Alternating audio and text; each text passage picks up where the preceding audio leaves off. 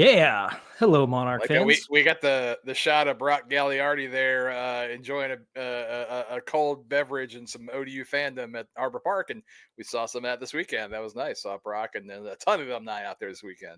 Sorry, Oh now yeah. now we can intro. Hello, Monarch fans. You always do it. Maybe I should. Welcome to another episode of Hudson Homers. I'm CB, and I'm here with Gary. Gary, how are you doing? You know what? I'm doing great. I have one more day of work before vacation. I got to go Oh, see some college baseball in person.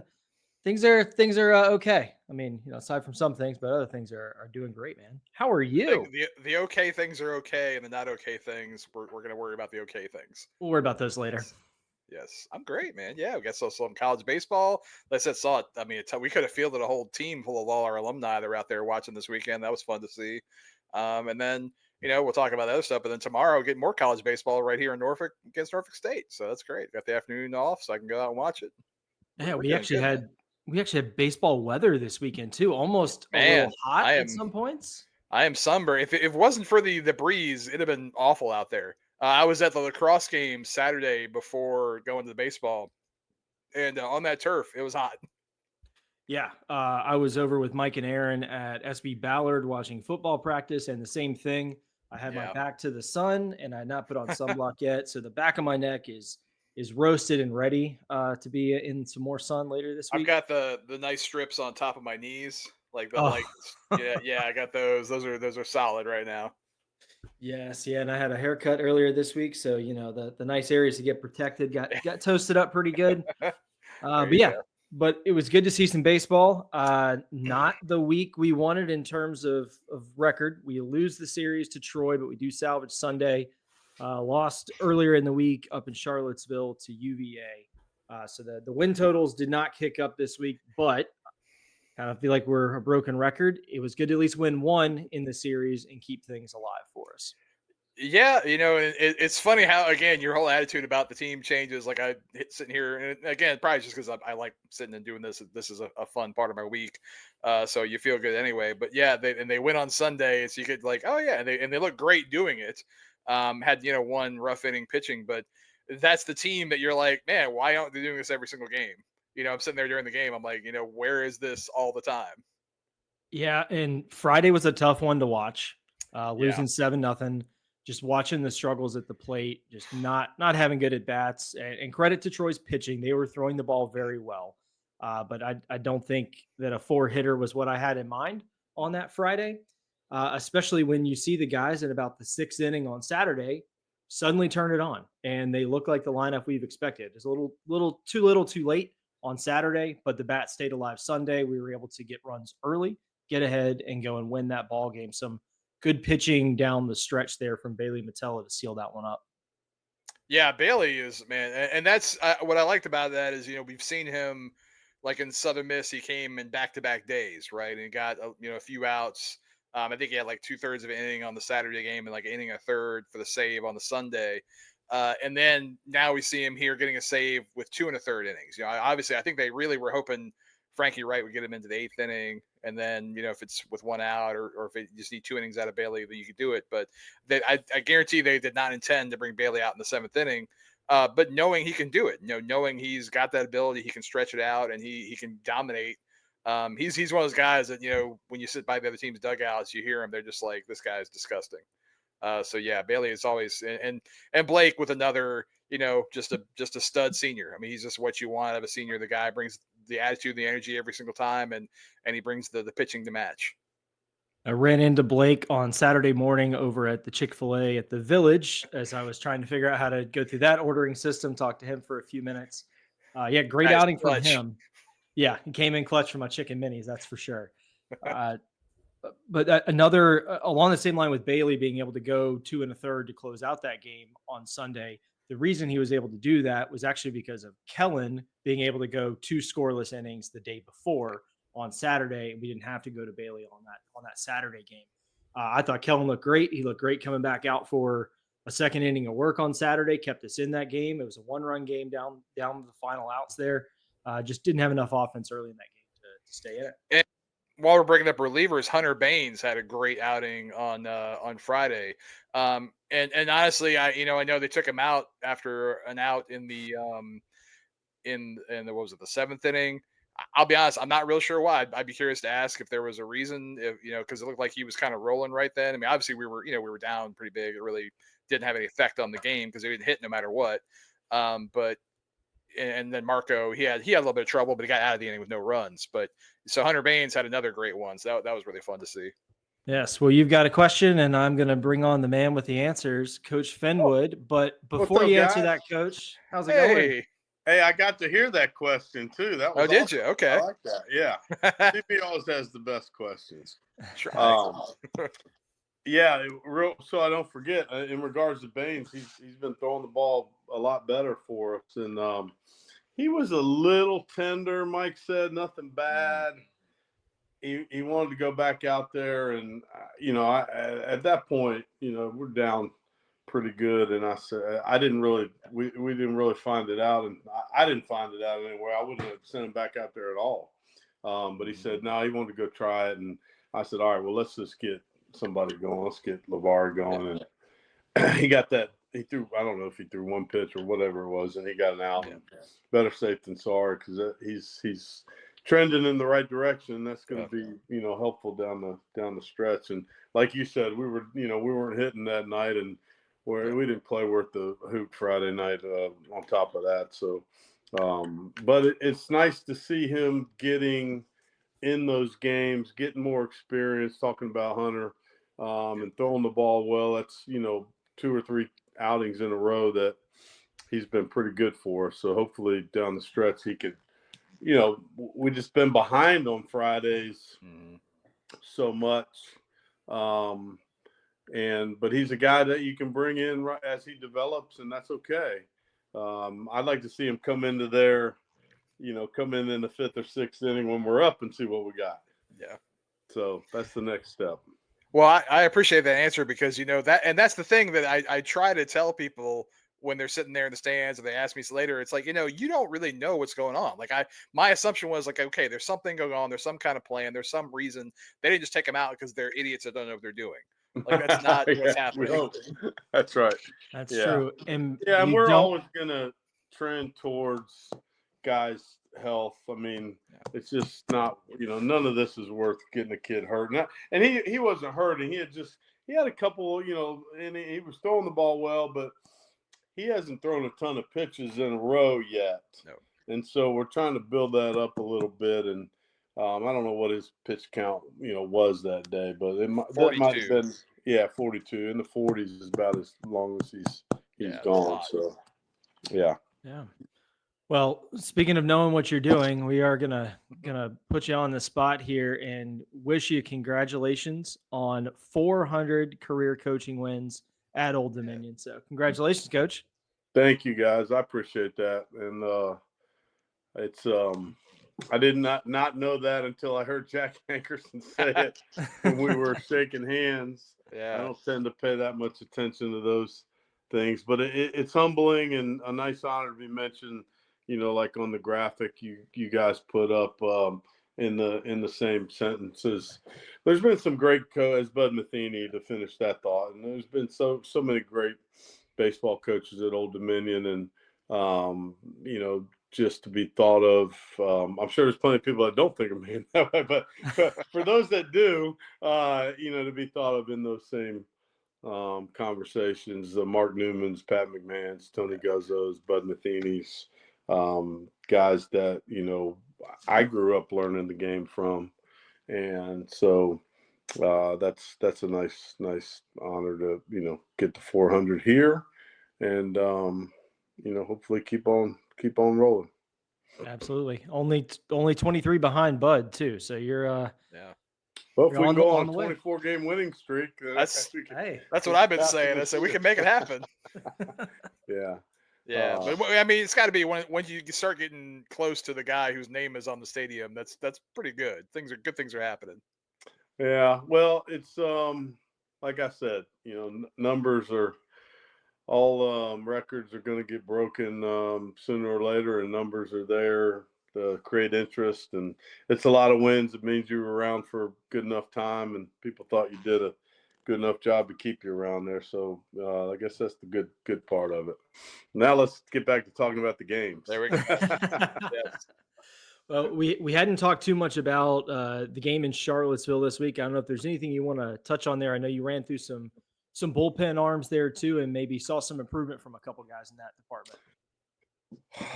Well, gosh, it seems like four months ago now. It does. does. It does. Last Tuesday, a 4-hour game. Again, another long Tuesday game. We just walk too many guys and give up too many free bases in those midweek games. And I told the guys, these midweek games are supposed to be for some of you guys, like trying out to throw more on the weekends, and you're not doing it. Like you're not giving us anything to go on. Like these are opportunities for you guys to earn, innings on the weekends. And right now, all we do is walk a bunch of guys and get behind. And we actually swung the bats fine. I mean, I think they out hit us 9-8, and we lost by 6. So that's disappointing.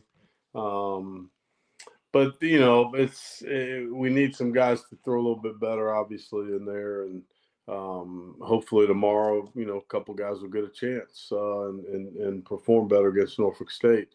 I'm pretty, I think overall our top 8 to 10 guys are throwing the ball pretty well right now overall, competitive with whoever we're playing, and it's the guys down the line after that aren't. And so, it's real simple, guys. Like if you're not going to throw the ball better, you're going to stop getting chances. That's how it works.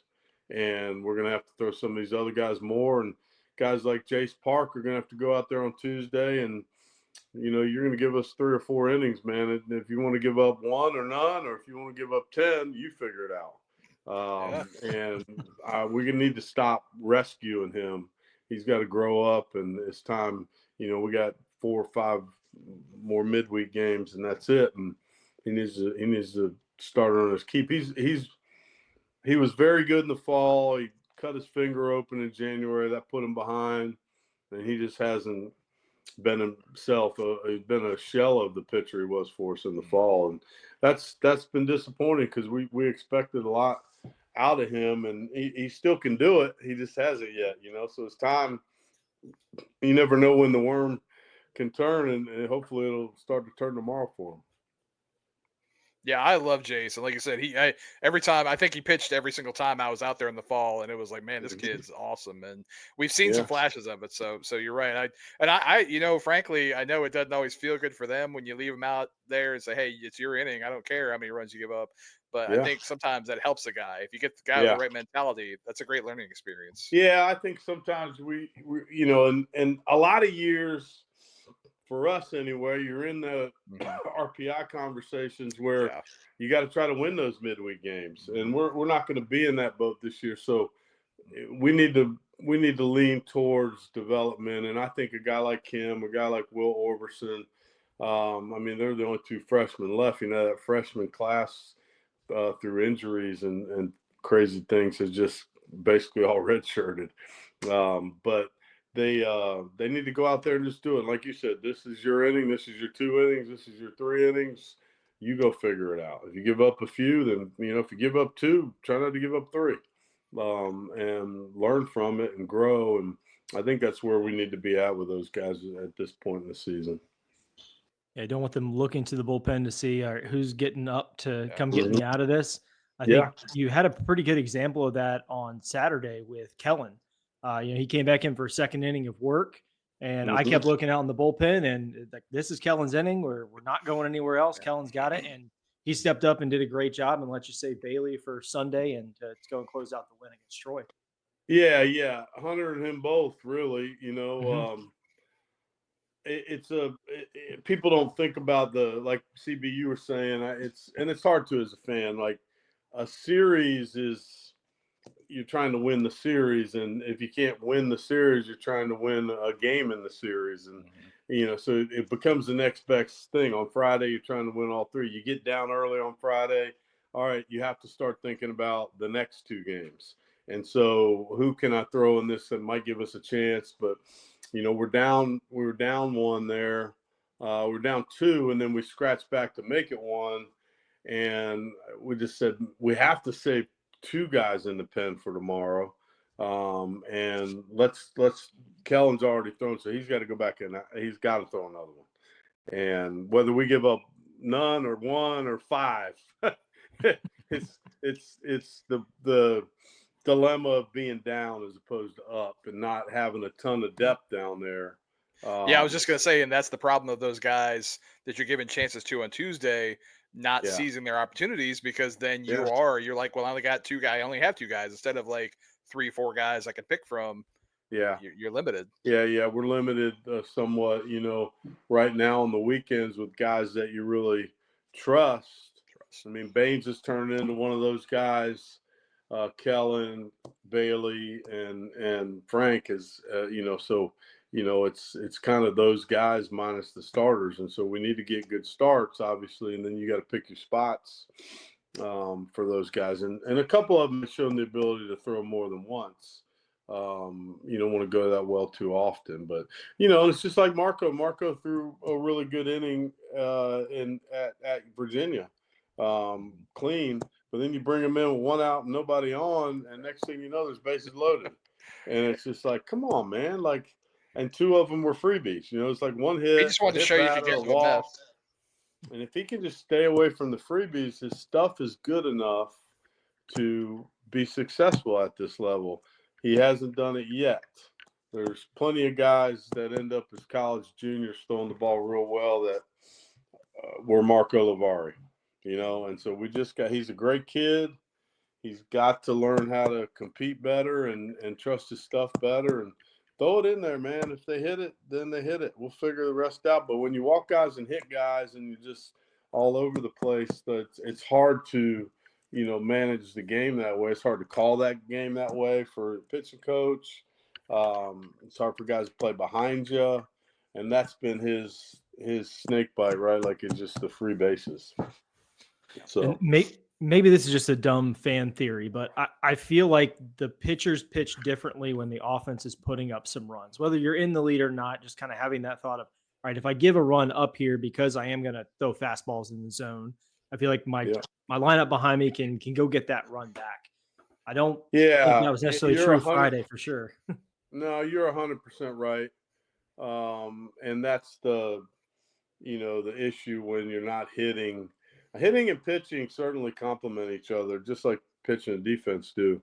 It's a lot easier to throw when you're up 5-1 than when you're down 5-1. You feel like you got to be perfect, when you're down, and we've been down a lot, and so that puts a lot of pressure on those pitchers. It was nice to get the lead for Blake on Sunday. We kind of did that the following Sunday, and Blake's just been lights out for us on Sundays, man. I mean, he's been so consistently good.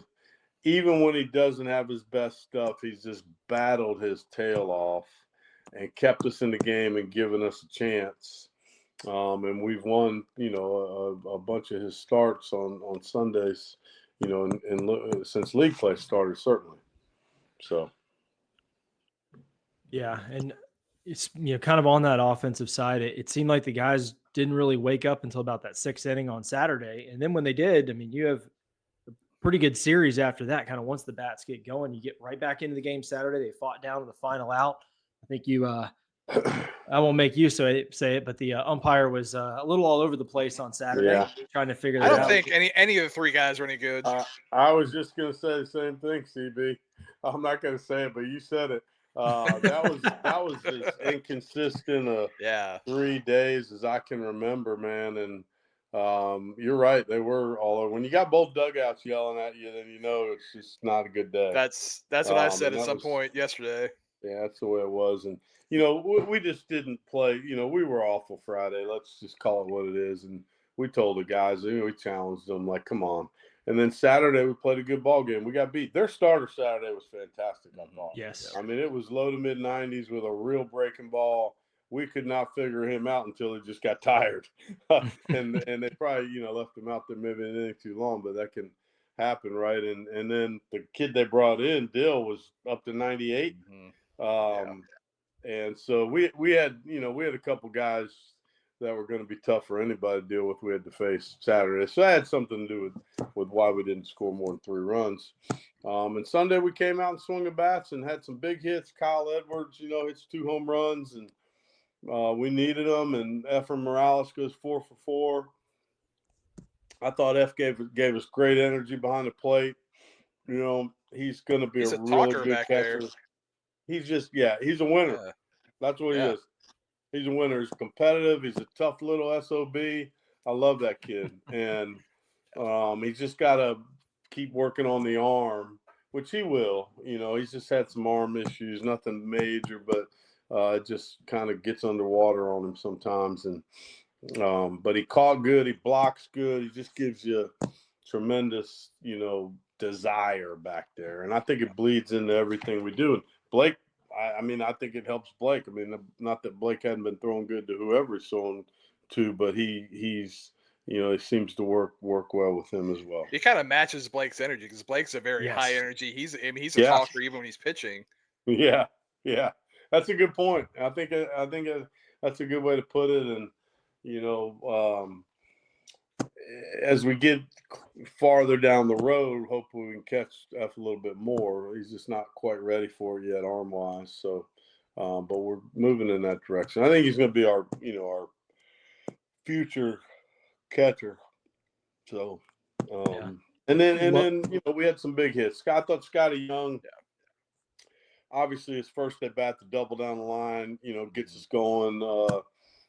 He had a really good day in Game 3 last week at Appalachian State, and should have had a home run last night too. I mean, he murdered that ball dead into the 30-mile-an-hour wind. And having said that, my gosh, man, it's just like you start to feel like you're snake bit a little bit. Friday we probably hit 3. TJ, Luke, maybe 3 home runs that didn't go, and TJ had another one Saturday. And then Kyle got his hit his to the right part of the ballpark, fortunately, but Scotty, that's as hard as you can hit a ball, man, and it didn't go out. So it's too bad. Were they telling you? It looked like there were a few hit to center where Scotty, like it seemed like I think the wind kind of carried him away from him because I noticed like when I was sitting they did, down by the dugout, yeah, they did. We should have had him more in left center. I think that's on us. I think we should have played the wind a little bit more than we did because a couple of those balls I think he'd had a better chance if he was just over 4 or 5 more steps, and so that's on us. But yeah, he had a little bit of trouble reading some of those. But man, it wasn't an easy day. I mean, not easy. No, every ball in the air was going to be an adventure, and I thought we did a pretty good job on a bunch of pop-ups. Man, the one guy, I don't remember who hit it, but I thought it was going to Leet. And it ended up Kyle had to catch it in front of third base. Yeah. And I was like, wow, that's 50 feet that ball moved. Yeah, there was another one on Blake and Zach ran into each other on the one. Yeah. Fortunately, we caught it. Yeah. Oh, hold on, I think we got that here. There you go. There it is. Yeah. That's a good shot right there. Yeah. And fortunately, neither one of them were hurt. Yeah, and Blake is Blake. He's sitting there laughing on the ground afterwards. He's just got that great attitude no matter what. Yeah. And he's probably our best fielding pitcher. Yeah. So you feel good about him catching a pop up, which not all left-handed pitchers is that the case. It was definitely an adventure. It looked like some points in the outfield. There was a line drive screamer hit to dead center on Saturday, and I watched it go over the second base bag, and then it curled into left, and I think TJ took like 3 steps to his left and caught it in left field. Yeah. And you can see just that jet stream cutting across right center towards that left field foul pole, pushing everything that way. Yeah, I really think the stadium was kind of blocking, and then once it got past that and mid outfield, it was just pushing hard. Yeah. Took off. Yeah. Well, I mean, it was great weather temperature wise, and it was nice to play some baseball in short sleeves and sweat a little bit. That was fun, and we'll be back tomorrow in the mid 50s and cold and windy. Gotta love it. And then we're heading down to Georgia where it's gonna be in the 70s all weekend. So maybe spring is finally here. We got pollen everywhere again. So. Oh yeah. I'm glad to see the rain washing some of that pollen away. Yeah. But I want to go back a little bit on the umpire discussion here because we actually have 2 voicemails today, and one of them is about a very interesting play that occurred over the weekend. But it's from Aaron, who was sitting with me most of the game, and he had this question for you. What's up, fellas? This is Aaron here. First and foremost, congrats, Finny. 400 wins at ODU. What an awesome accomplishment. I've got a question for Coach. On Friday night, there was a bang-bang play at first where from the stance it looked like the ball bounced off the first baseman's glove. The umpire called the runner out, and many of us in the stands were really confused after a few moments of us. So to paraphrase, and thank you, Aaron, because I had this question too. The play at first base on Friday, where the first baseman for Troy caught the ball, and it looked like the ball pops out immediately, and he's called out, and we're all confused. And I guess it turned out they had a ball in his pocket. No, that's that great. no? That's like the the circle game where you go around and you start saying one thing, and then by the time you get back to the end of the circle, it's something completely different. So I thought it was a ball too, and I went out and I go, how can it be how the ball's laying on the ground? Like, what's going on? And he said, was it a guard on his guy? finger?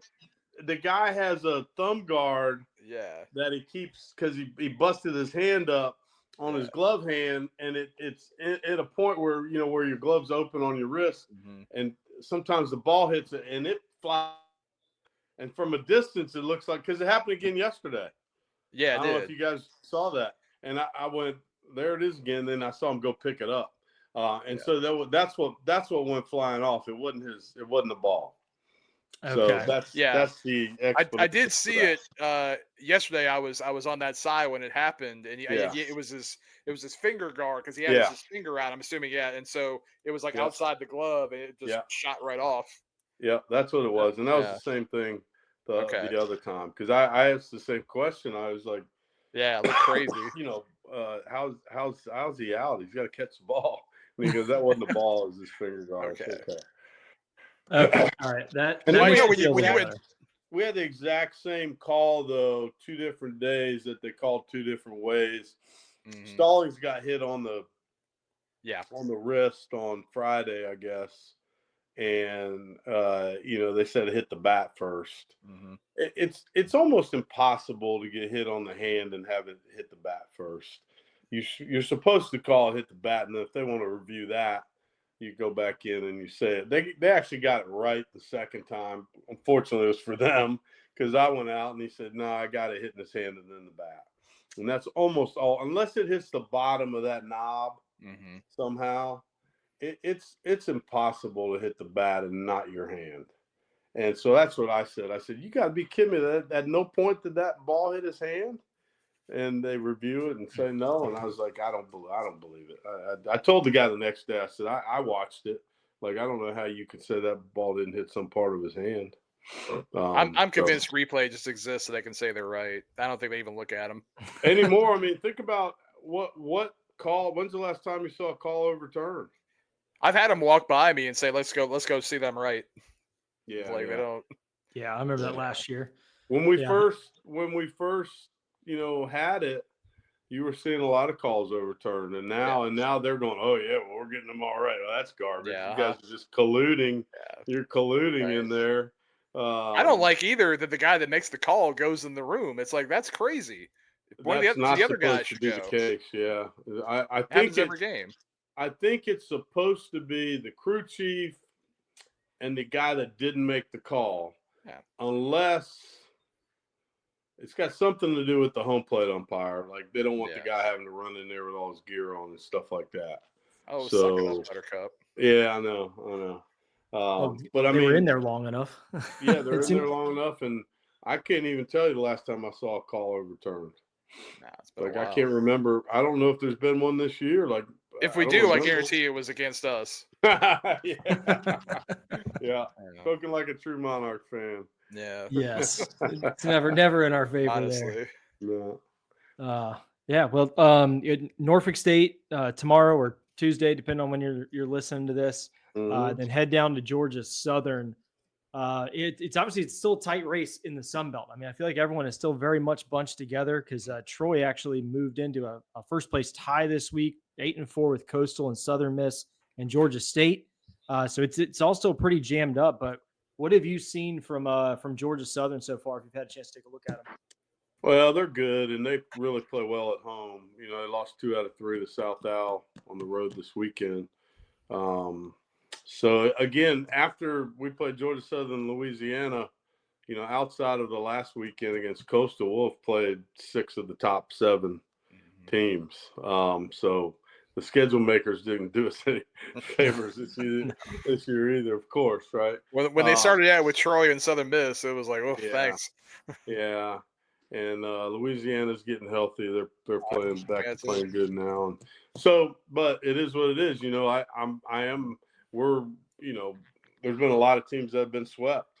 You know, I'm proud of our guys for hanging in there. Not, you know, when we haven't, you know, won on Friday, Saturday, we haven't allowed ourselves to be swept, and that gives you a chance, man. That's such a big 2-game swing in those weekends. When you just keep from being swept, you still got a shot. So, you know, we were 5-7 last year at this point, and difference was we had JMU coming in. This year we're going to Georgia Southern. So, but I mean, if we can keep pitching, you know, overall the way we're pitching, find a way to get some more timely hits, and you know, we've got to play better defense. I mean, we're costing our pitchers too many pitches by not making routine plays, and those guys have to play. Like, I don't know what we're going to do at third base. So it's just been a disappointing, terrible black hole for us right now this year, and I can't put it any simpler than that. Those guys need to step up, and somebody's got to play better over there. So, plain and simple. And if we can do that, then you know I'm proud of some guys trending in the right direction offensively, and you know some other things, you know, bullpen wise are better, and so we'll give ourselves a chance because our starting pitching's good.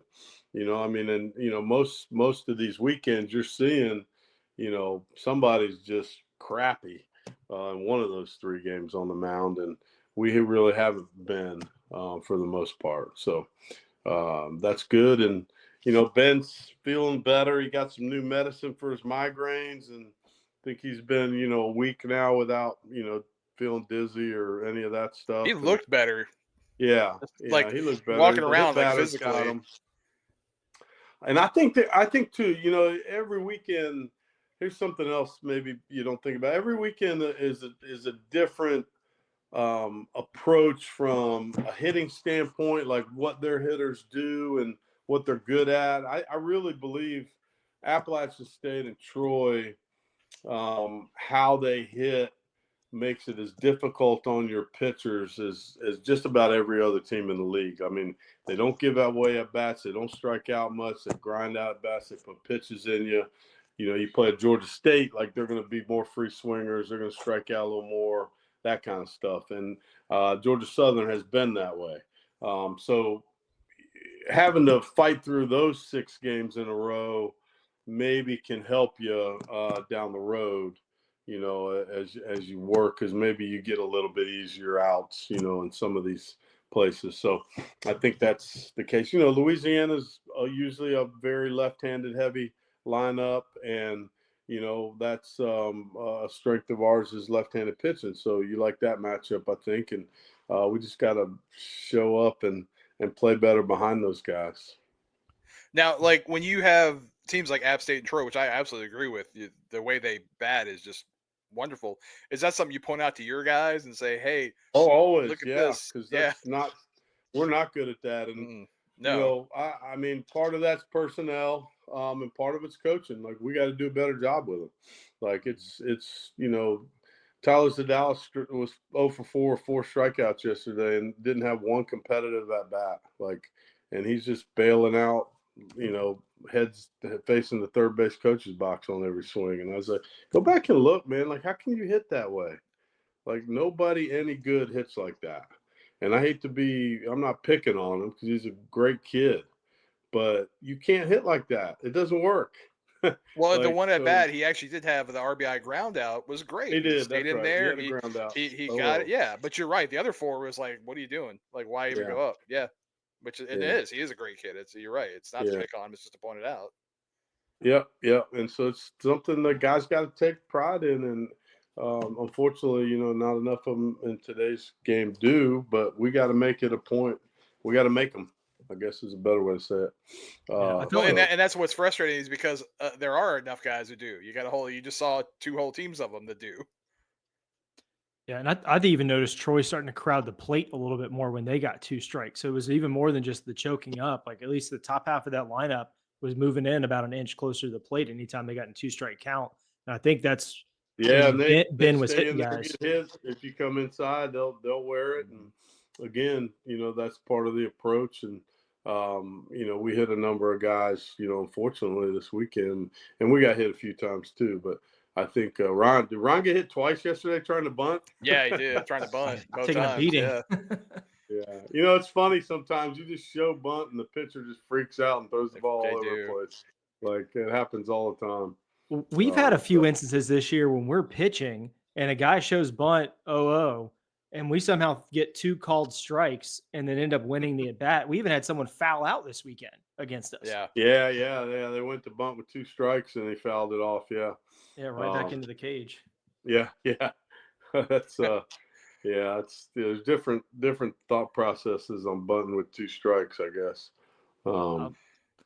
I was always told no. Yeah, I'm Don't not do a it. fan of it. But if you fail that twice, why do a third one? Yeah, exactly. They're probably not going to get it done on that. So, sometimes slashing in that instance is better because you still show the bunt and get the people moving for the bunt, and then you pull back and swing. And if you foul that off, it's a foul ball. So Finney, national championship for basketball tonight. You got Florida and Houston. Yeah, I mean, obviously, by the time this airs tomorrow, we'll know if you're right or not. Florida is so good, and That's my Walter pick Clayton too. Jr. is unbelievable. Having said that, I loved the analogy of Houston. Somebody called them the cockroaches, like you can't kill them. And they are so tough and so resilient on the rebounding side of things and defense. I think they're going to be in the game, man. I mean, I really do. And I think Florida's more talented. It wouldn't surprise. I think it's going to be a great game. It would not surprise me in the least if Houston beats them, though. Yeah, Calvin Sampson's tough, man. He's always a tough out from the tournament. They play that defense first basketball, man. You talk about a guy that kind of reinvented himself. He was in him and Bruce Pearl. They were in the Cheaters Anonymous meetings there back in the early 2000s. Hi, my name is Bruce. I'm banned by the NCAA. Hi, my name is Calvin. That's funny. And they've reinvented themselves and done a great job. And second chances, third chances, and they're taking advantage of them. And obviously, great coaches and got great teams. And so I saw something on, I don't know if it was Instagram or something, where they wouldn't let Akeem Olajuwon on the court to celebrate with Houston after the thing. Like, who in the world? Crazy. Yeah. What dummy wouldn't let Akeem Olajuwon on the court? I would let him do anything. If he just showed up and walked in my house, I'd let him hang out. Like, I'm not gonna Akeem Olajuwon could do anything. Come on, man. Like, that deserves a come on, man. Like, yeah. Do you not know who that is? He's right 7 feet tall. And that was a bad move. I hope that guy's happy with himself for that. He's probably having a fun day yesterday and today. Oh yeah, he was getting smashed everywhere, like and deservedly so. Have some feel. Some guys take their jobs real seriously and lack feel. But. Yes. All right, so you guys got F coming on. What a wonderful kid, and remind him that when we got to the ballpark yesterday, they had some Latin music going, and whenever that's happened, I'll ask F. What's the what are they saying? He always translates it for me, so it's great. he's smiling backstage right now. I can see him there. Yeah. Well, he's a great kid. We're really happy he's a Monarch. He's ultra competitive. He's a winner, and he's going to be a big part of this program for the next few years. And we're really proud of him. Absolutely. We're excited to have him join us today. We did get one more voicemail, and hopefully you can hear this one. They actually called him Wednesday, so it's before the game this weekend. Yeah. But it kind of goes back to some defensive positioning and the question Yep. they had. So we'll see if you can hear it here. Okay. Hi, I was wondering if Coach Finley would consider playing Luke Waters in the infield, possibly at second base or third base. I know in his freshman year, Luke played a little second base and certainly played that in high school. So, given the volatility we seem to have in the infield, just wondered if he had any thought. Yeah. Yep. So, it was tough to hear, but they were asking if you considered moving Luke back into the infield because of some recent volatility with fielding within the infield, and if that was an option that was on the table. I really haven't. I mean, Luke's been, going through it offensively, and last thing I want to do is add, having to worry about all the things you got to worry about in the infield with him. And he's, he had some better at bats yesterday. Had a big single for us. He walked, and he hit some balls hard. I mean, right now what Luke's going through is part of the thing that classifies a SLUMP. When you hit it hard, it's at somebody, and he's got to get more balls in play. Certainly, he knows that, but he'll, maybe I said maybe they're just saving them all up for second half of the season, man. Like, think about it that way. That's possible. So when he gets hot, he can carry you, and so hopefully we got that coming up. Yeah, absolutely. Well, we appreciate the calls that came in, both from Aaron and didn't leave the name on that second call, but appreciate the call in. We'll definitely be getting to him. Coach, we appreciate, as always, you coming on here. It's been a blast having you on this season. Got a lot of compliments from parents and fans about the show, and mainly because we have you on and we have players on it. So we appreciate you. Yeah. Well, and I tell our players these same things. So I don't think any of them are surprises. And I don't ever want to come across as trying to, blame or deflect or complain about anyone's performance. These guys are college kids. They're trying their butts off. It's our job to help them and support them. And sometimes that's being honest and, being honest and being able to handle honest feedback from people that care about how you're doing. And are invested in it, like we work our tails off with these guys. So I think we're entitled to be honest with them and give them honest feedback. And we want them to be better. And we're going to keep on working on trying to find ways to help them be better. As long as they're playing in our program, that's our job. And so I just think it's important that, when a guy does well, you tell him. And when he's not doing well, you tell him that too. And it's equal opportunity. We're not just trying to candy coat everything, but we want guys to,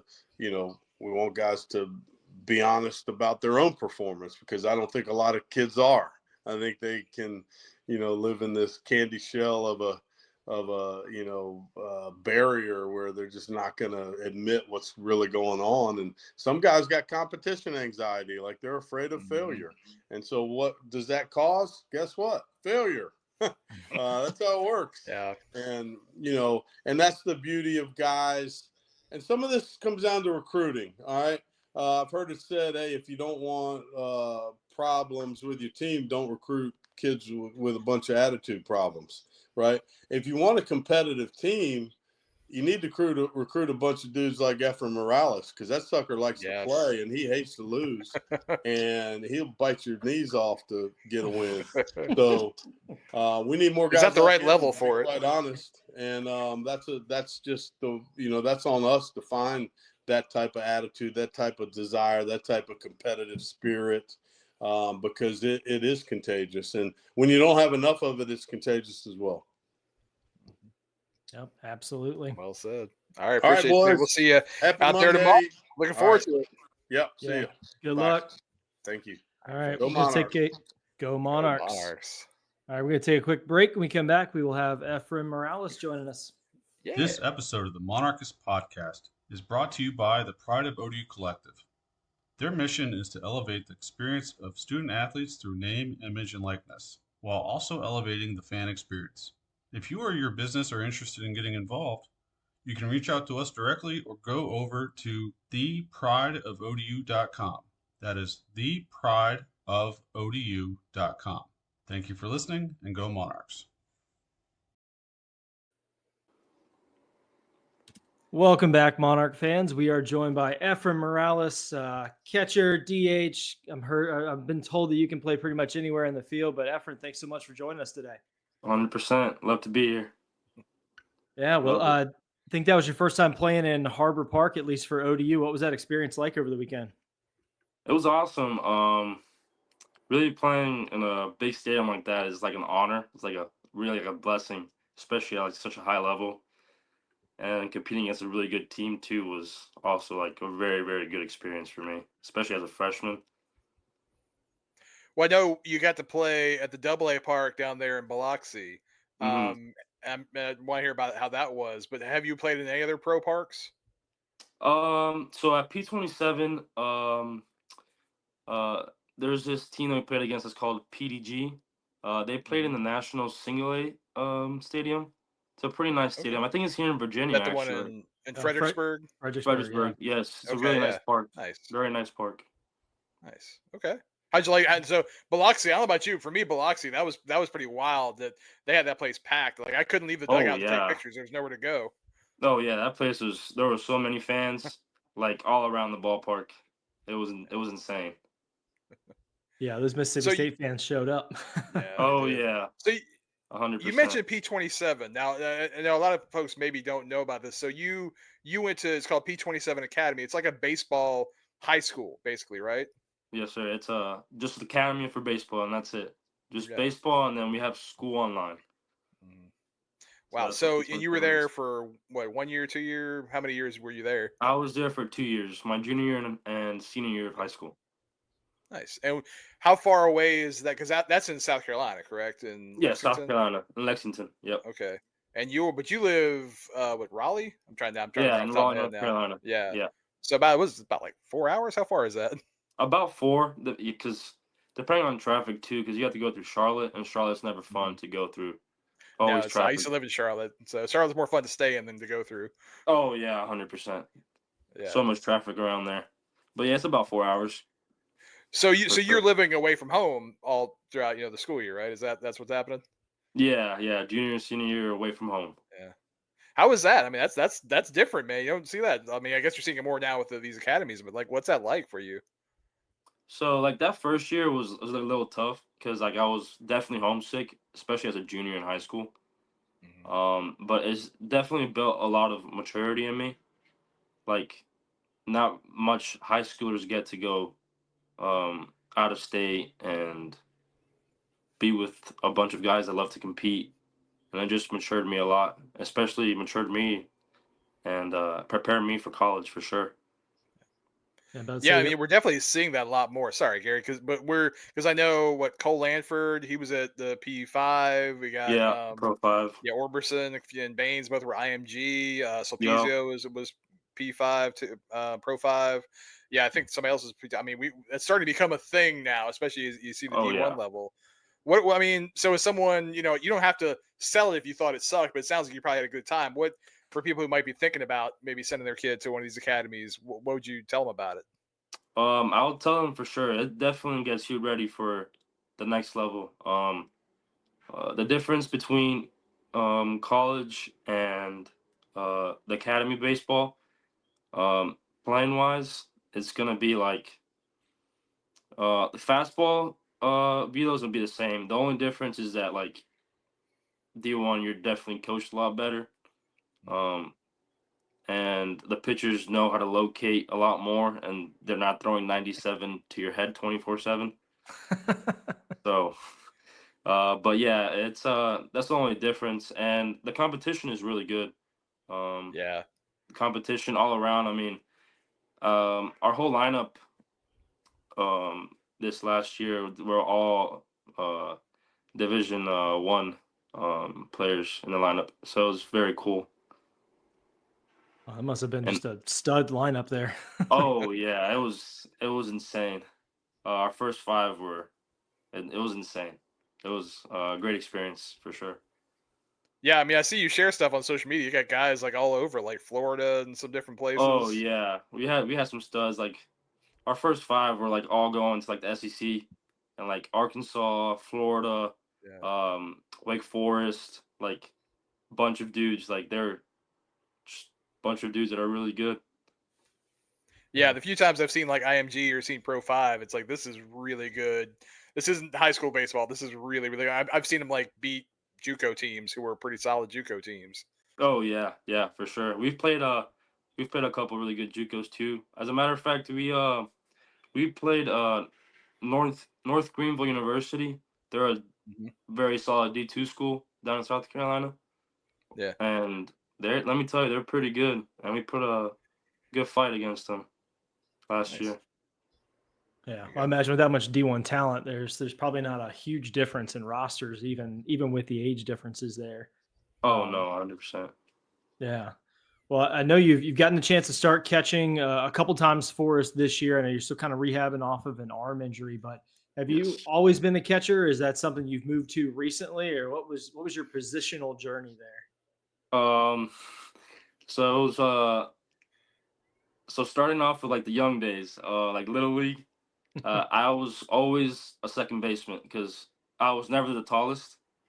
Like What? I, yeah, like I was CB. I'm short. I'm short. And I How admit and so like how tall are you for people who aren't aware? How tall do you tell people you are? I guess is the reality.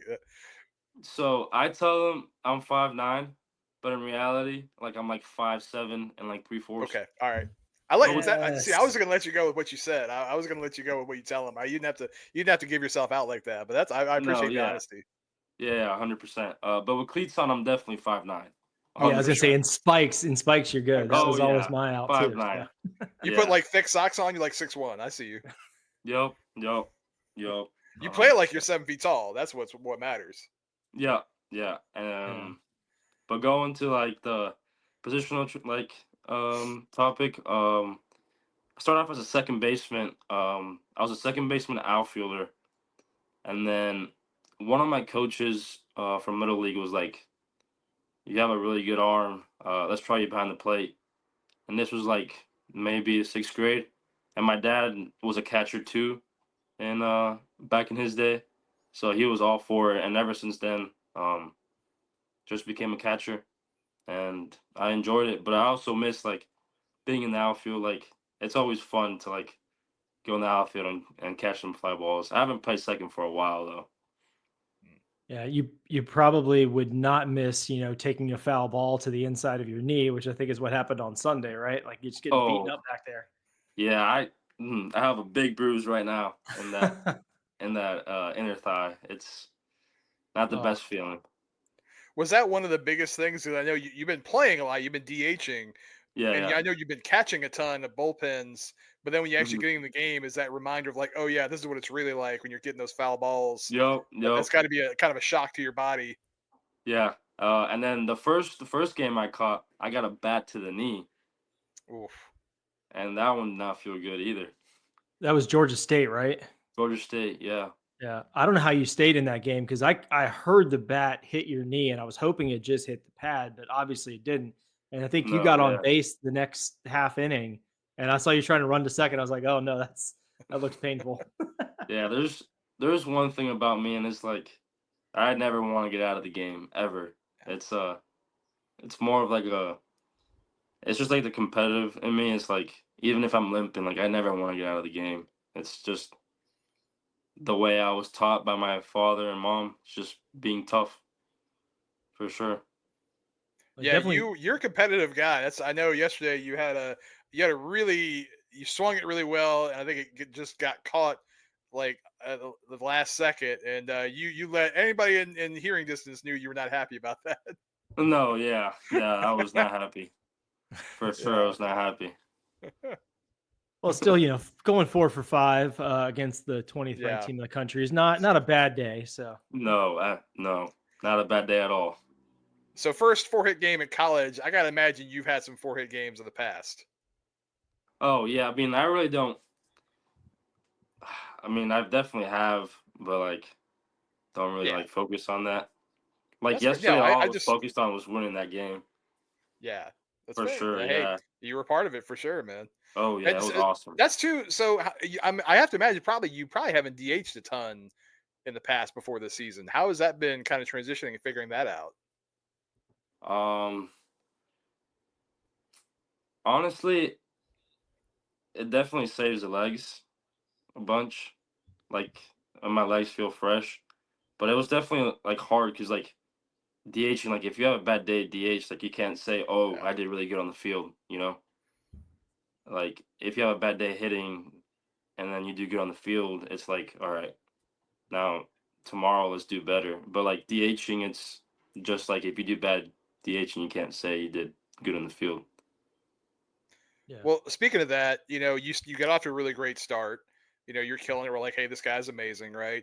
We got on to Auburn, first at bat of the whole series. You smoke one over the wall. It's like, holy crap, Efrain is the best player we ever had. This guy, I love this kid. Which you're still awesome. I still love you. But then like you hit that home run, and then I was looking at a minute ago. It was like 0 for 25 until Yeah. like that rest of that trip. What was that like?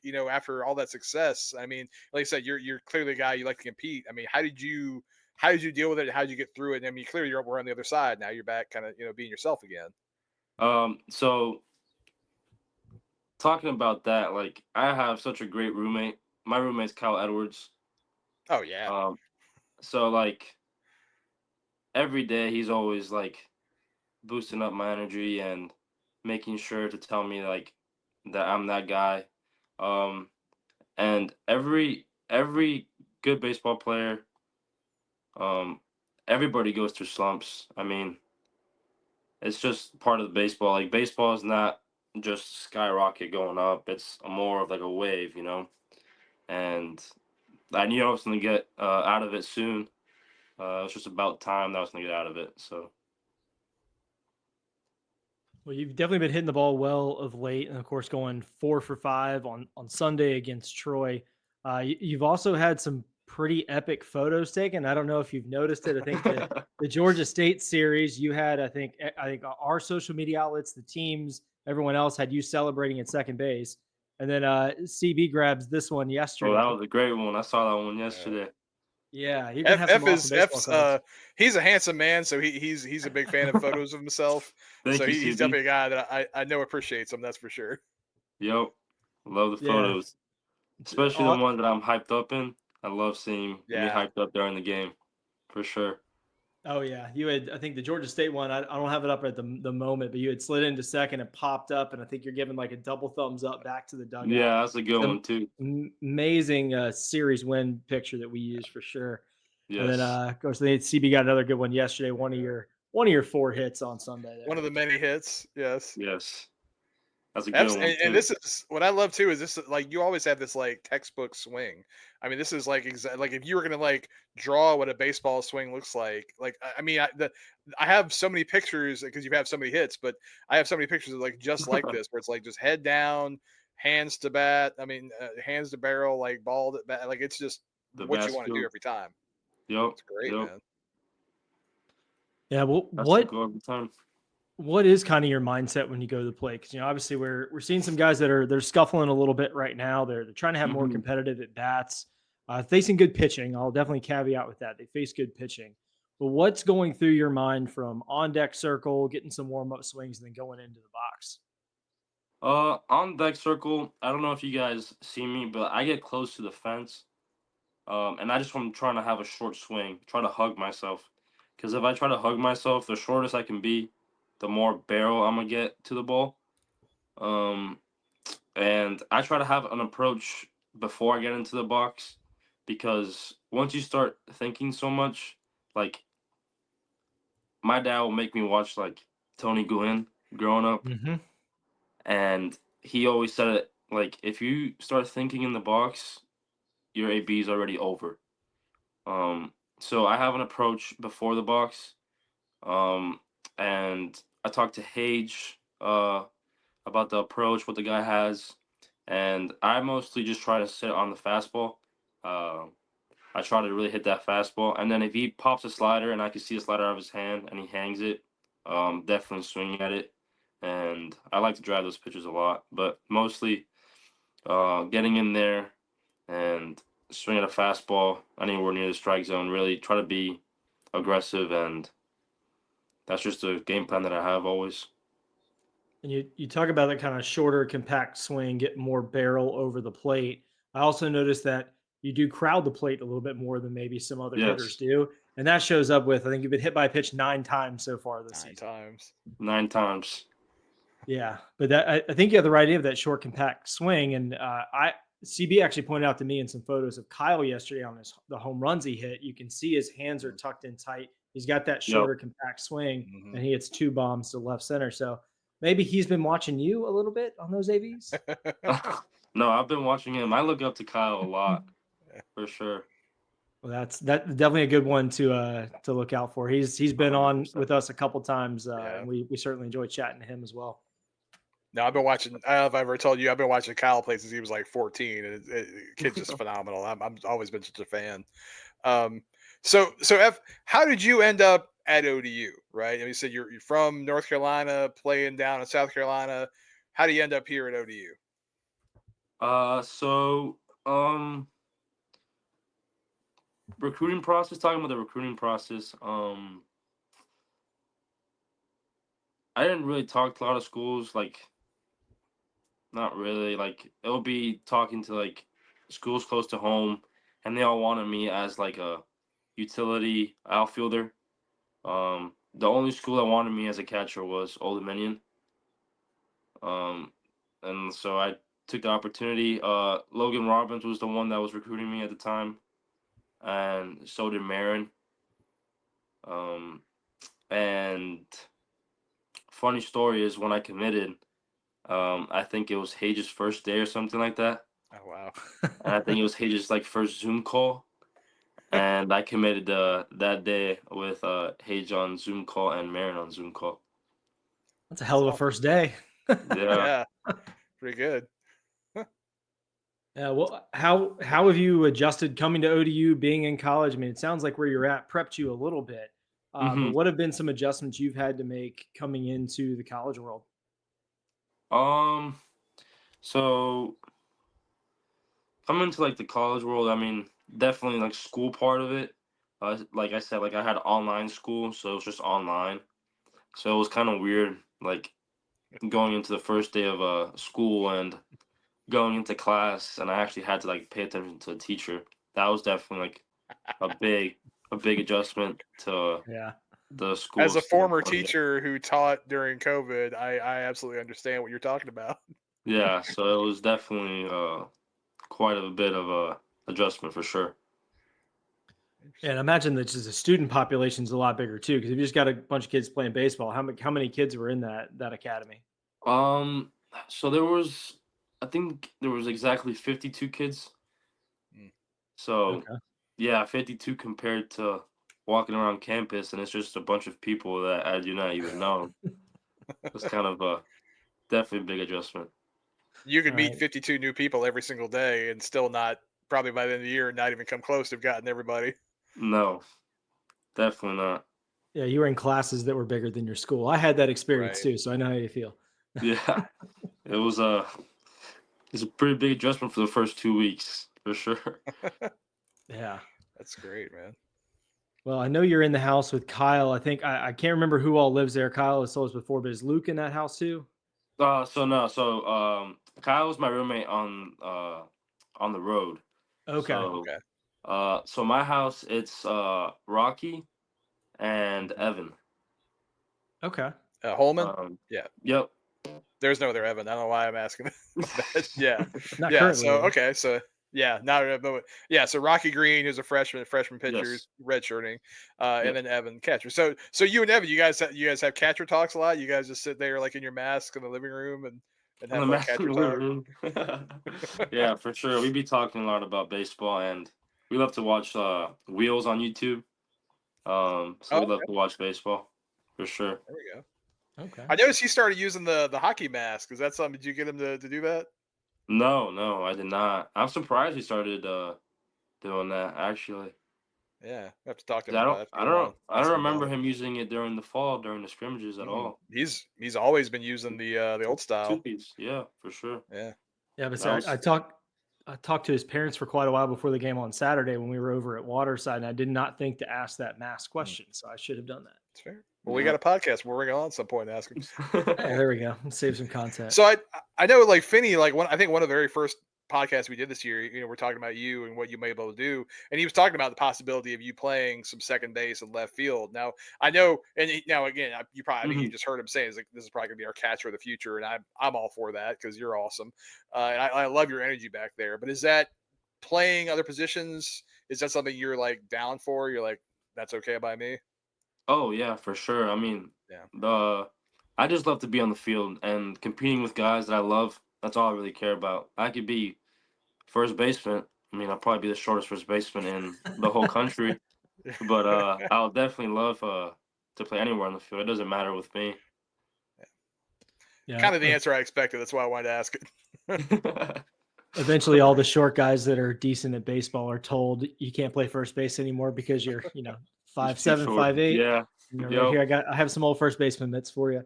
The funny thing is, I've been to plenty of AAA games where they just like, well, we need a guy in the lineup, so they end up throwing like some like 5'9" guy to play first base. So weirdly, it like in the minor leagues kind of turns around, just like whatever, man, go over there. Yeah. So my junior year, I forgot what it was of high school. We were playing a game, and I think our first baseman got hurt, and our catcher was usually like the backup first baseman, and I was EHing because you know how you could hit like 10 guys in the lineup during high school. Yeah. So I was like EHing, so they just put me to first base. And it was a lot of fun. Let me tell you, it was a lot of fun. Yeah. You probably get a chance to talk to everybody. That's why I know some guys love that. Like Vinny Pasquantino played here. That was his favorite thing about playing first base. Talking to everybody. Yeah. Oh yeah, I definitely talked to everybody when I was playing. Yeah, there you go. I played 2 innings and it was a lot of fun. You tell them guys just throw it low. If you throw it low, we're fine. Yep. Oh yeah, because you've got the flexibility. Yeah, you've got the flexibility to get down and stretch for it. No doubt, it's those. No, yeah, it's the high ones. Yeah. I don't know if I'll be able to catch those. Yeah. So, hey, we asked Finny a minute ago. National championship tonight. Who you got? Florida, Houston. What do you think? Man, I don't know. I forgot who was talking about it, but he's a famous like reporter and that, and he was saying that he has Houston because Houston just wants it more and like they're more like they're tough. But I think I have the Gators winning. I'm kind of with the Gators too. I like the talent. I like their bigs. The kid Clayton, the point guard, is really good. But I like I'm a big guy. I like centers and power forwards anyway, and they got some good ones. I think I got the Gators winning this game. Okay. They've had a good run well, this whole year. Like I said, by the time this comes out tomorrow, we'll know we're either correct or we're incorrect. Yeah. They'll. Oh yeah. Let's say I need the Gators for both a bracket pool and a wager that was placed back in November that had some pretty good odds on it. So go Gators for me. I had a 97% bracket on the women's bracket. I crushed that one. Yeah, I almost had the points down to like 2 points. Like I did really well on that one. Yeah, did you have UConn winning the whole thing? I had UConn over South Carolina. Yep, I picked like the Final Four. I had it like I crushed it on the women's. The men's brutal, like 56%. But I feel like with men's, like you never know what's gonna happen. You know what's funny though, that's why I thought I had a chance. But I think this year was more like the better teams just won. Yeah, it's almost like this year for sure. The portal is more like because that was always the thing with the women's. It was like the very best player was like the pyramid went kind of straight up. Yeah. The very best players at the very top. So I was just like, hey, you picked the best schools. That's why I picked UConn. It's like they got Paige Beckers, right? Yep. But with the men's teams, I think it became more like that this year, where it was like, no, the talent gets pushed upwards. Mm-hmm. Yep. Yeah, it was wild. Only the second time ever there's been all 1 seeds in the Final Four, and then on the women's side, I think it's the first time in a while that a 1 seed has not won it because somehow UConn was a 2. But really? I swear, CB, you and I must hang out too much. You must be high mind because I'm in the 97th percentile as well, and I had a perfect Final Four and national title game champion. So, wow. Gary, you got to ask him our favorite question. Oh, yes. All right. So college football video games come out. We know there's a college component to MLB The Show. So we're asking all Hmm. the guys, what would your overall rating be, and what would be your strongest category, whether it's like power against lefties, contact, bunting, fielding, could be anything. But what's your overall, and where do you spike there on those ratings? Man, like overall, if they made like a NCAA baseball, Yeah, if they made that Yeah. again, that'd be great. that would be awesome. Yeah, I'll be playing that 24/7 for me, sure. me too. And I used to. I'll be putting myself on road to the show and just grinding that out for sure. Yes. That would be so much fun. Um, I don't know. I mean, I'll like I'll give myself a high rating just because like freshman coming in. I'll give myself like an 85 overall coming in. All right. Pretty good for a Solid. freshman. Yeah. Solid for a freshman. And a Zach late freshman last catcher. week. Yeah. Yeah, Zach late Yeah. last week said he was 99 overall. There were no questions, no hesitation. He went full Yes. 99. Well, love it. I love Big Late's different. Big Late's hitting that ball hard every time. yes. He Yes, he is is. raking right now. And with 2 strikes, he gets that contact approach and hits it that other way. Like Yup. yeah, he's putting on a clinic, that's for sure. Yup. He sure is. So what's the second part? What would your top if you give yourself like a highest score in one of the category? So lefty, hitting off a lefty, I'll give myself like a 99 overall. Okay. Okay. Love hitting off lefties. One of my favorite things Love to do. Okay. Off a righty, depending on if it throws submarine or over the top, because some guys, some righties, their sinkers are pretty gross. Yeah. So probably like off righty, probably give myself like a 85 to 80 grade, which is still really good. Yeah. Yeah. You put Okay. some numbers Um, up with those I ratings. like it. We got it. I Yep. see the ability to grow. Are you a big video game guy? I'm not actually. Okay, that's fair. I like to explore out and more of like I like to go out to the beach and like do stuff like that. What's the best spot you found so far here? You don't have to give away if it's like secret. I don't want you to give away like your special No, it's spot that not. everybody else gets to. You have fans lining up there waiting for you. Yeah, right. Oh no, it's not. It's not a secret. I forgot what it was called actually. I just went last week with Rocky actually. It's not. It's the Bay. It's pretty. It's pretty. It's not like Virginia Beach. It's like the view Uh, streets, that area. yeah, I think it's Like Ocean View. Ocean View. That's what it's called. Okay. Yeah, Ocean Yeah, View is pretty, man. yeah, it's pretty nice. Just Nice. going out there and seeing the ocean. I like to do that. Yeah. There we go. That is Yeah, I it, mean, that guys is growing up hard. in North Carolina and living in South Carolina, you probably didn't see it too much. No, yeah, not too much. Well, I actually grew up in so I was born in Puerto Rico. So there's Okay. just water all around, and then from Puerto Rico I moved to Miami, so there was a lot of water Yeah. too. Wow. And I didn't move to North Carolina until my sophomore year of high school. Oh wow. Okay. When did Okay. you leave Puerto Rico? I think I was 3 or 4 years old. Okay. So there a few years, and then Miami for a good chunk. All right. Yeah. All right. Yeah. So you are used to the water. Okay. So you Yeah, get yeah, I back was to used it. to the That's water. nice. Okay. Yeah, but moving to North Carolina, it was like, oh, Yeah. it's just trees and Yep. mountains. Yeah. Yeah. Yeah. And hot and humid in the summer. Oh man, it's so bad. And the pollen, Yeah. the Yes. pollen is bad. Pollen's gone bad. Oh, just this weekend, I feel like you could cut through the air with a knife. You could just see it floating underneath the lights the whole Oh game. yeah. And now Oh, since it just rained, like you can see like the pollen like right now outside my window. Yeah. You can see like the Draining. water and like the yeah. it's I could gross. see it because I was taking pictures through the net. I could see in my pictures. I had to like change the tint because everything was like yellow through the Yo. pictures. Yeah. Yeah. Oh, awesome. Well, Efrain, we're gonna let you get out of here, but really appreciate your time coming on. It's great to chat with you. Awesome past weekend, and definitely rooting for Thank you you so much. against Norfolk State and Yeah. then Georgia Southern this weekend coming up. Yeah. Thank you so Been a much. Thank you blast, guys for man. having me on. I tell a lot of our guys this, but like you're what a Monarch should be, man. You're here, you're engaged, you're a fighter. We love it, man. I'm excited to get to watch with you. You're gonna play at Charlottesville in the summer, is that right? for the Yes, Tom Charlottesville. Fox. So I'm gonna be Yeah, pretty there you close. go. It's only 2 hours away. Yeah, well, a Oh little yeah. more too, but yeah, but it's Two and a maybe half Gary right in there. there. Yeah, Yeah. yeah, but so yeah, we'll definitely pop up there and get to see you. That's the one anybody who's in Virginia go out and see a Tom Sox game this summer and catch Efrain. Probably getting 3 or 4 more hits every day in that one. 100%. Thank you guys for having me on. All Yeah, right, thank thanks, you. Steph. We See ya. appreciate you, man. Take care. Thank you guys. Good kid. Yeah, I was sitting absolutely. weird when that camera went back to me. I had like a weird angle I was sitting in. Well, we can zoom it in a little more if you want. I look like I got no neck today. I don't know what's going on. All right, yeah. No, Yeah. Ephraim's awesome, man. So he's a good kid. I was getting a chance to talk to him a little bit. I met him when he came for they have their weekend, like official visit weekend before they do the signing day. And we took some pictures, and I talked to him a little bit through social media. Just like, man, this kid's awesome, and yeah, he's the real deal. He's fun to watch play. He's Yeah. really fun to watch when he's in the batter's box and working through a count.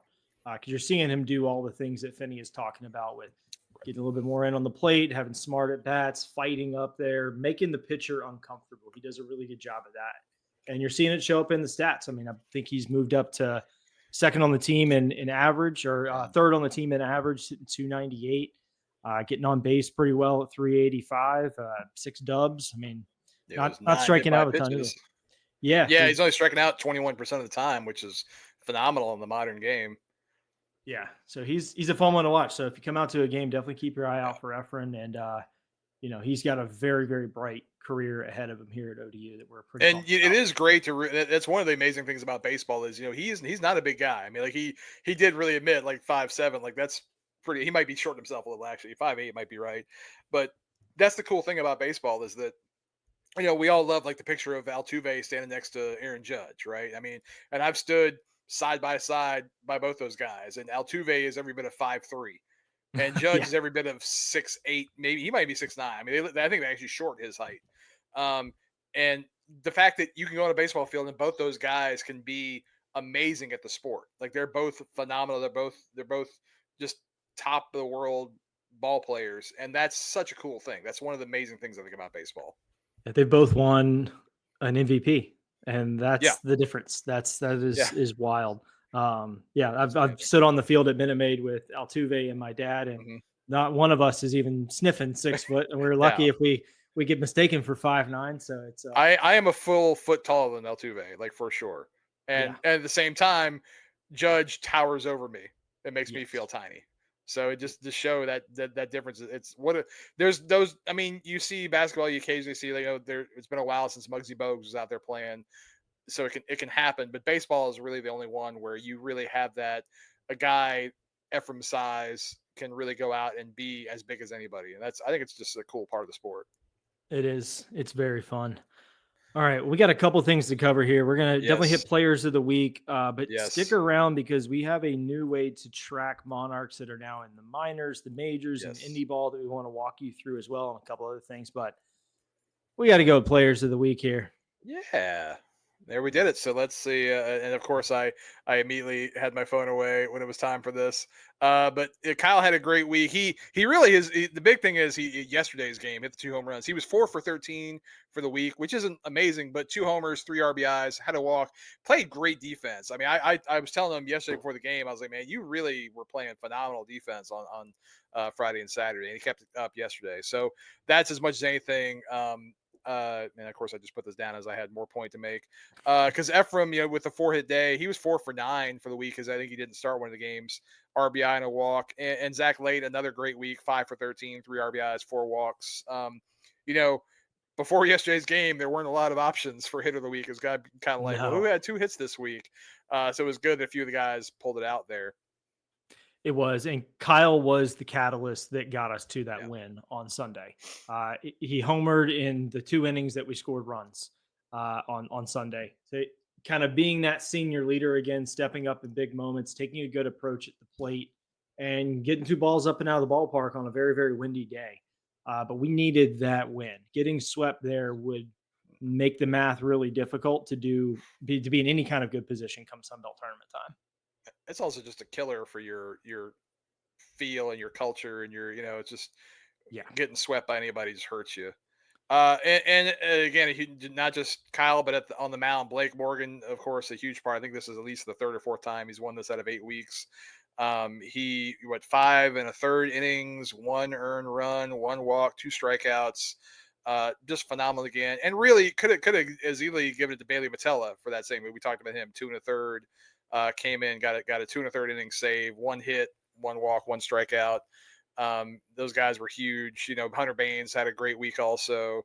Um, yeah, Kellen Davis out of the Dylan, bullpen. yep. Yeah, and again, Dylan and Dylan Brown and Ben Moore, they pitched fine. I mean, Ben Moore 1 earned run in 4 innings. He had some really not great defense behind him that kind of got his inning to count up. Dylan Brown 3 earned runs in 5 innings. I mean, to me, in a college game, if you get 3 earned runs in 5 innings, like you're doing pretty good. So the pitching is, like I said, it's been going a lot better in the right direction, and having guys like Blake who can step up and be that senior star, just it's invaluable. I've been trying to tell people how important it is that we essentially have an ace going every single Sunday Yeah. because weird things happen on Sunday games. If you watch any other college baseball on Sunday, I mean, you saw some good teams getting their doors blown off. East Carolina got swept at home. They were not able to kind of overcome that and win on Sunday to avoid the sweep. Florida State got blown out twice by Wake Forest at home. This things can go south, but knowing that we have someone like Blake that we can depend on to get you 5, 6, maybe 7 good innings on a Sunday and keep you in there because, in this situation, we had already lost the series, but we still need to win that game. But there's a lot of times you're going to that Sunday with a split series, and I'll put Blake up against anyone else who's throwing on Sundays in the Sun Belt easily, like without question. And then, this guy getting his well-deserved construction helmet crown there after his second home. Yeah, I don't know. I know we talked about the helmet. I don't know if we had seen a picture of it yet, but yeah, there's with the construction helmet for the celebrations, which I think is great. Like I said, it's very much if we're this team, we're building the stadiums. That's why we're kind of these road warriors, and at the same time, it's got that kind of that lunch pail, drinking water out of the garden hose mentality that you want to have. I don't know that all our guys have, but we want to have it. Yeah, absolutely. All right. Well, as much as I love that picture, I'm gonna get that framed. Yeah. Either him or one of the Efrain ones. Great, sure. You've taken some just awesome shots. Frankly, I think about 90% of the pictures I put up we could frame because I really yeah. good. But again, guys got to do cool stuff, and y'all don't see all the ones that weren't good. I leave those in the camera. We'll talk in a minute about the great link we have there on the site. But it was nice seeing Stephen Meyer. It was great. I know you said you got to talk to him a little bit before the game Saturday. I got to talk to him for a bit Sunday. Just guy's a phenomenal kid. Just a really high quality person, having a great year there with Troy, and they're having a great year. And he said he's rooting for us, and I told him we're rooting for him. We want them. And at the end of the day, it's like, yeah, we want to beat them when you're playing it, but like, hey, we want you guys to succeed and do really well. We want the conference teams to have nothing but success. And kind of a best of both worlds. The 2 games they won, we had Steven was hitless. I think he had a walk and maybe a hit by a pitch. Mm-hmm. And then the game we won, he got a couple of hits and scored a few runs. So I think he was like 2 for 12, 2 for 13 on the weekend, a couple of walks and a hit by pitch. So it dropped his average. When you take a hitter on the top 20 team in the country, is hitting like 370 and holding the 2 hits on the weekend, you're doing pretty good. Did a good job of limiting him, and I think the times he did get on base, there was a runner in front of him, so he wasn't able to beat us with his speed because he has a lot of stolen bases this year. Yes. It was a great catch up. We only got him for a couple minutes before they had to go huddle up and get ready to play on Saturday, but good to chat with him. I did not get an answer on why he went with the shorts, the baseball shorts. I know the crowd was letting him know a little bit, but I don't think we did. I don't think we keyed up a picture of that, but I'll share some later this week. He's doing the pants at the mid thigh situation, and he told me it was the only pants they had, and I kind of looked around. I was like, a little dubious, but I said, hey, you're making it with when you look good, when you're hitting 370, you do whatever you want. That's what I told him. And he did admit that they do get higher as the game goes on, especially on base. He said he does think he kind of unconsciously pulls them up on base. So they do, because that was the first time I noticed. I had been taking pictures of him, and it wasn't until the time he got on base, and I was like, I looked back at the camera, and I was like, why are his pants so high? What's going on here?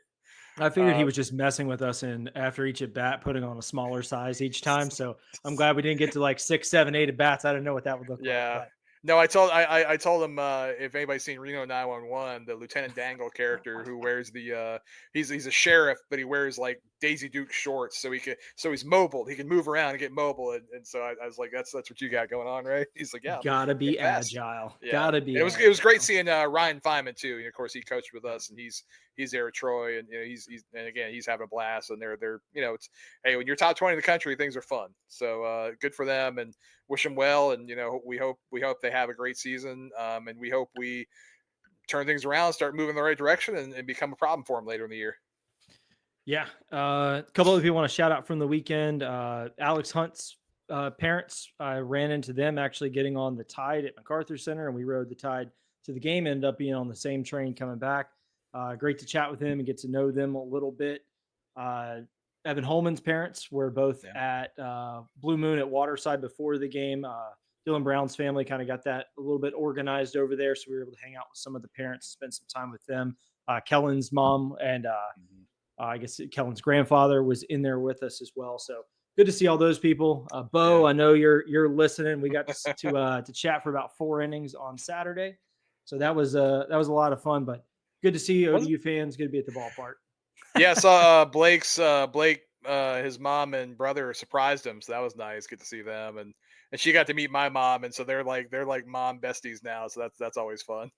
Yes, yeah. Your parents always take care of me. Gotta request more cookies at some point because I got sent home with some of those after Georgia State. No, everybody loves my mom, and I'm like, I don't know what happened to me. I'm sorry that she's great, and clearly there's a disconnect. I kind of blame my dad on that one. I don't know. Yes. But yeah, so tell them about the website, Gary. What do we got there? Yeah. Well, you and I kind of kicked this idea around, and Mike Langston was also with us in the Monarchist, kind of brought this to light. But we now have a site on the pride of ODUNIL.com, and I'm going to pull this up here. It's basically just a really easy way to track all the former Monarchs that are either in the pros, like Verlander, Yarby, Pasquantino, in the majors. The other guys are pros also, sir. Don't make my major pet peeve happen in real life in front of me. I've clearly been talking too much today. But all the guys that are in the majors, and then if you scroll down, you got our guys that are in the minor league systems right now. If you click these links, it'll take you right to their bio page for MILB. So if they move up and move down, if they get traded, whatever, the link will always be accurate. We may be a few days behind updating the text, but you can go on there and you can see their stats, how they're doing. I know we were keeping a close eye on Jacob Gomez and Trent Buchanan down in Augusta. They both had scoreless outings to start their minor league career, which is really awesome. We've got Kyle Battle down for indie ball. I think there's a few other guys that are playing or will be playing soon. We will keep this as a living, breathing list for now. But wanted to really have one clear, good, up-to-date spot where you can keep track. See if they're coming to your neighborhood. I know, with Hollabets being down there with the Mudcats, he's going to be traveling up to Fredericksburg, out to Salem, Delmarva, kind of all over the place. And Mudcats are only like 2.5 hours away if you're in Hampton Roads. I know I'm going to go down there in a few weeks. I know Augusta doesn't come up here a ton. They've got both Gomez and Buchanan, but I know they're coming to Delmarva, I think the last weekend of April when ODU's on the road too. So that's perfect. Go up and see them. Good chances to see those guys come through, but big shout out to Mike Langston for getting that together, getting that on the Pride websites. It's theprideofodu.com. You can also find our podcast get posted there in case you're looking for a different way to consume us. There's also some good merch on there for some of the guys, and that is just going to continue to expand with what we're offering. I know there's some really cool stuff on the horizon that will impact this show in a very, very positive way. Not ready to announce all that good stuff yet, but a good thing to bookmark. Yeah, and I know last year we had, I think, 23 former Monarchs playing pro ball somewhere. We'll see, as indie ball gets started up here, and they usually start about the beginning of May. They wait till guys get cut out of the organizations and then end up signing with them. And so hopefully we'll add some more, and then as the summer goes on, hopefully some of our current guys will end up playing pro, and we'll hopefully get up towards that 23 number again, because it's pretty nice to be able to say. I know that was one thing that we were down in Auburn, and they kept saying they had like 36 current professional players, and I was like, that's a ton. And I was kind of like, well, how many do we have? It's like 23. 23 is a lot for the school people don't normally think of as ODU. Yeah, it's a good thing to show off, and we may add to that some of the summer ball things. We found last year that's very difficult to track because Guys will play 2 games with one team and move to a different And then league, move to and another one. as much Well, as it's I'm sure funny. You had we got Yarby up there, Ryan Yarbrough. I think the last time we played a game at Norfolk State, Yarby started the game. And he's in like his 8th year in the big leagues with like his 6th team or something. I don't know how many teams he's been with now.